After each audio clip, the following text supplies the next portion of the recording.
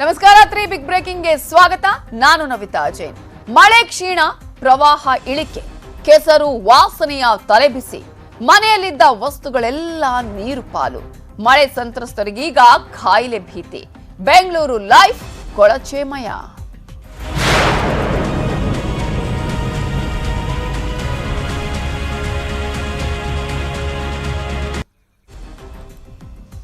ರಾಜ್ಯದಲ್ಲಿ ಧಾರಾಕಾರ ಮಳೆಯಾಗ್ತಾ ಇದೆ. ಜನ ತತ್ತರಿಸಿ ಹೋಗ್ತಾ ಇದ್ದಾರೆ. ಇನ್ನೂ 5 ದಿನಗಳ ಕಾಲ ಭಾರೀ ಮಳೆಯಾಗುವ ಸಾಧ್ಯತೆ ಇದೆ ಅಂತ ಹೇಳಿ ಹವಾಮಾನ ಇಲಾಖೆ ಈಗಾಗಲೇ ಮುನ್ಸೂಚನೆಯನ್ನ ಕೊಟ್ಟಿದೆ. ಈಗಾಗಲೇ ಬಂದಿರುವ ಮಳೆಯಿಂದಾಗಿ ಜನ ತತ್ತರಿಸಿ ಹೋಗಿದ್ದಾರೆ, ಸಂಕಷ್ಟಕ್ಕೀಡಾಗಿದ್ದಾರೆ. ಇನ್ನೂ 5 ದಿನಗಳ ಕಾಲ ಮಳೆಯಾದ್ರೆ ಏನ್ ಗತಿ ಅನ್ನುವಂತಹ ಆತಂಕ ಒಂದು ಕಡೆ. ಇನ್ನು ರಾಜ್ಯದ 18 ಜಿಲ್ಲೆಗಳಲ್ಲಿ ಗುಡುಗು ಮಿಂಚು ಸಹಿತ ಮಳೆಯಾಗುತ್ತೆ. ಹಾಸನ, ಕೊಡಗು ಜಿಲ್ಲೆಗಳಲ್ಲಿ ರೆಡ್ ಅಲರ್ಟ್ ಅನ್ನ ಈಗಾಗಲೇ ಘೋಷಣೆ ಮಾಡಲಾಗಿದೆ. ಚಿಕ್ಕಮಗಳೂರು, ಮೈಸೂರಲ್ಲಿ ಆರೆಂಜ್ ಅಲರ್ಟ್ ಅನ್ನ ಮಾಡಲಾಗಿದೆ.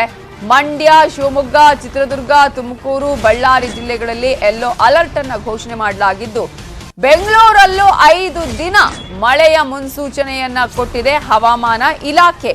ಈಗಾಗಲೇ ರಾಜ್ಯದಾದ್ಯಂತ ಮಳೆಯಾಗತ್ತೆ, ಧಾರಾಕಾರ ಮಳೆಯಾಗತ್ತೆ, ಗುಡುಗು ಮಿಂಚು ಸಹಿತ ಮಳೆಯಾಗುತ್ತೆ ಅನ್ನುವಂತಹ ಒಂದು ಎಚ್ಚರಿಕೆಯನ್ನ ಹವಾಮಾನ ಇಲಾಖೆ ಕೊಟ್ಟಿದೆ.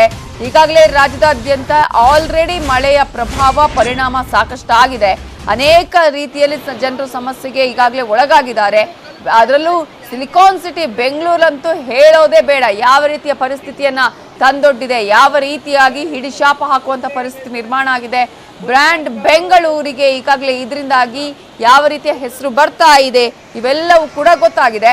ಇನ್ನೂ 5 ದಿನಗಳ ಕಾಲ ಮಳೆ ಆಗುವಂತಹ ಹಿನ್ನೆಲೆಯಲ್ಲಿ ಏನಾಗಬಹುದು ಅನ್ನುವಂತಹ ಆತಂಕ ಇದೆ.